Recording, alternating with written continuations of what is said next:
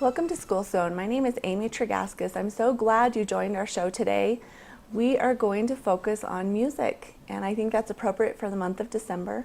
And I have a special guest and several special guests, some performances for you today. And I have with me today Marshal Pratt from the Show Low High School. He's the instrumental music director at the high school.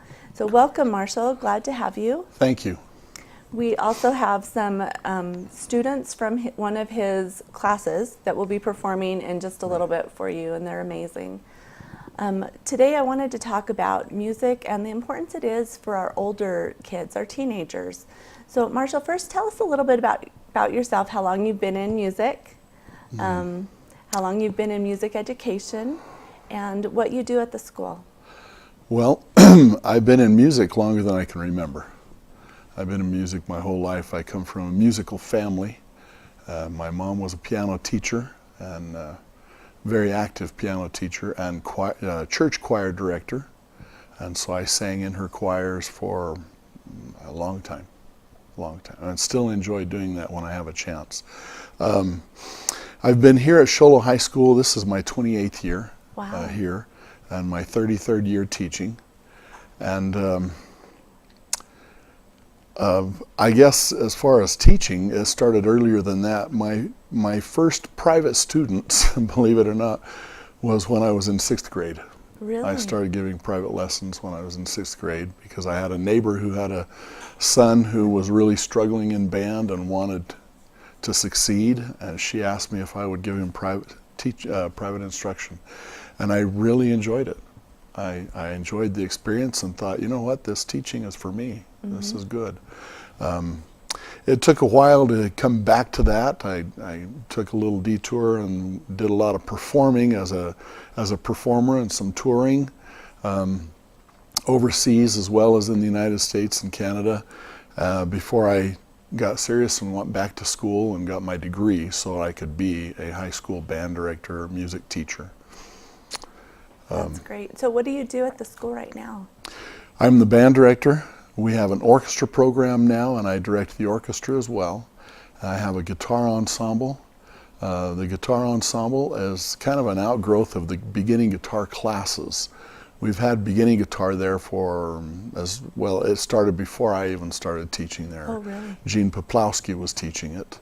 And then when I came, we continued on with the beginning guitar program for a few years, and then that expanded into a second year guitar. And at some point I decided that probably the best way to handle that, to keep them responsible for their note reading skills, was to have them do it every day, and the best way to do that was have them play ensembles, play together, where they're responsible for rhythm accuracy as well as note accuracy and intonation and balance and blend and all of those things that we worry about in the music world. And you've brought one of those ensembles today with you. I brought 4 boys from the guitar ensemble class. Okay. The guitar ensemble is actually 20 students, but that's a lot to handle on the road, so to speak.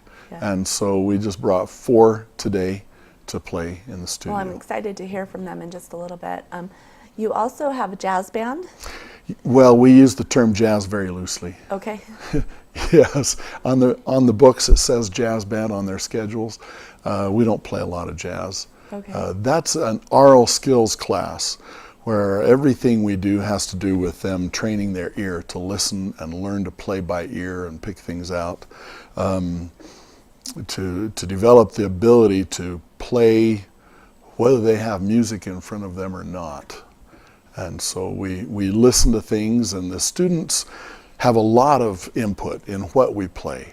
A student will have an idea of a song that they think we could do as a group, mm-hmm. and they bring it in, and we listen to it, and we analyze it, and break down the chord progressions, and figure out the melody, and start figuring out how all the pieces and parts fit in, and who's going to handle what, and putting that together. So it's all about oral skills, listening skills. I've heard them perform at your concerts, and they're impressive. They're impressive. And they are the band that plays at the basketball games also. The pep band? Yes. Okay. They are the basketball pep band. Well, also, what instruments do you play? That's I get that question a lot, and that's a tough question because play to what extent? I play all of the band instruments and the orchestral instruments to some extent. Okay. I don't practice. I don't have time to practice on all of them all the time, so I do get rusty on some of them. Sometimes when I pick one up, it doesn't quite happen the way I think it should in my mind. Okay. But it's part of your training when you're a music teacher, when you're going through school. To be familiar with them all. Pass off proficiencies on all of the band instruments, all of the orchestral instruments, and also in taking some voice lessons in college. What are your favorite instruments to play? Oh, I think I like the low end. On the orchestral side, I love the upright bass. It's just fun to play. You know, the cello is so gorgeous sound-wise, but the bass is fun to play. And in the band setting, I like the low end of the brass, trombone, baritone, tuba. Tuba is just a blast to play, just so fun. That's great. Well, I want you to talk a little bit about the importance of music education for our older kids, for our high school age students. We talk a lot about how music helps kids remember things, and singing songs in elementary helps people learn, but we haven't talked much about the importance of it at the high school level. I think it's a continuation on from what you were talking about with the cognitive development in the early grades, and that continues on in high school. You know, their brains are still developing, and there have been a lot of studies done, a lot of studies showing a strong connection between their academics and their music. And when you look at the students who are in the music programs, they're students who generally are doing quite well in school. They're up on their studies, they have the discipline, they learn discipline through having to practice and work within their section and work within their organization, whether it be the band or the orchestra. But also in a teenager's life, music is really important for all of them. Right. They listen to music all the time. They listen constantly. And to be able to take it one step further and not just listen, but participate in it, actively work at producing music, I think really, really helps stimulate the brain and creates a lot of really good development, cognitive development. There have been a lot of studies at the high school level also that for showing the connection between academic success and the study of music. And I think it's just really important. Well, I agree. I think one of the things I'm so grateful for being here in the White Mountains is our schools up here haven't cut music like other places have. I think that's an important part of our community, is the music, and I'm thankful for the programs that you guys have done. Are there any programs that you have coming up that we could share with our audience that they could attend? And we do have programs coming up tonight. On Thursday night, we have the first Thursday, Friday, and Saturday of December is the Feast of Carols. Right. And so that opens up. And this year we opened up a fourth show. We've always done 3 shows, Thursday, Friday, and Saturday. We opened up a fourth show because of demand. And so we've opened a Saturday matinee. And that's not a full meal, and so it's a little bit of reduced price. I think those tickets are $15 instead of the $20. Right. And it is a meal, but it is not the big meal It's that the we serve salad in the and evenings. soup part, yeah. Right. Salad and soup and the dessert. So what about your concerts? What do you have? We have on the as far as 21st of December, we have the music department Christmas concert. So that will involve all of the performing groups from the high school. So all of the choirs Okay. and the band, the orchestra, the pep band, the guitar ensemble, anything that is a performing group in the high school level is going to be on that concert. That's great. Well, I'm excited. You guys have performed at other things. You've performed, just tell us some of the things that you get your students out to participate in the community. We do marching band festivals. We do parades. We generally do, with the band, we do 3 parades a year. We do the 4th of July parade here in Show Low. That's a big event in Show Low. That's Yes. a big event. Probably the biggest event Show Low does all year. It is, yeah. And we do the electric light parade here in Show Low also. And that's an important thing in the support of the community that I think is really important for the band to do, is support the community events. Then we also perform in the Veterans Day Parade in the Valley in Phoenix. There are several Veterans Day parades down there. The one we do is the Phoenix Veterans Day Parade. And instead of doing that as the Show Low High School Band, we do that as part of the White Mountain Marching Band. In the bigger parades, sometimes the smaller bands don't get included. For the televised parades, it's really hard for the small bands to come across well on the TV. And so to have these students have an opportunity to do that. In 2005, we came up with the idea of creating a White Mountain Marching Band by combining any and all of the kids from the local high schools in the White Mountains together to make one band. So what schools participate? Snowflake is always there with us. Blue Ridge has performed with us often. St. John's is almost always there with us. Even though they're a small program, Right. we can always count on St. John's to be in with us. We've also at times had some students from Holbrook and from Joe City and from Round Valley. This year we had 2 students from Round Valley come over and participate with us in that White Mountain Marching Band. That's amazing. And so that to allow the audience to understand that we are a conglomerate group, we have each band where it's a hot parade. It's Yeah. November's, that Veterans Day Phoenix, parade is yeah. almost always warmer than our 4th of July parade for us. So we have the students wear their band t-shirts, their unofficial uniform. So each school has their own unofficial uniform on, so we can tell that there's different schools representing. And then we all have a hat that says White Mountain Marching Band that is the unifying factor to tie it all together.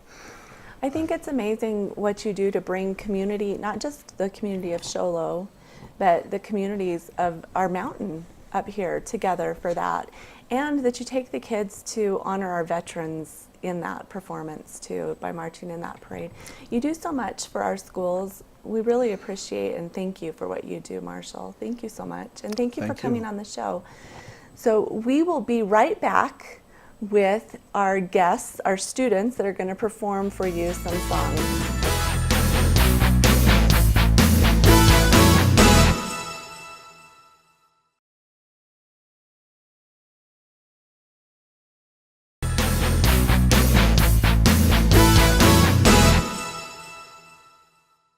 Welcome back to School Zone. With me today is Marshal Pratt. He is the instrumental music director at the Show Low High School, and he has brought some students to perform for you today. Marshall, can you go ahead and introduce our students and what they'll be playing? Sure. We have Kyle Marler is going to be playing acoustic bass, which is an acoustic bass guitar. Devin Hoy is playing guitar. Trace Tomlinson is playing guitar, and Sterling Moore is playing ukulele. We added ukulele in this year, and it really adds a nice texture in the higher voice. Thank you so much. And here's the guitar ensemble.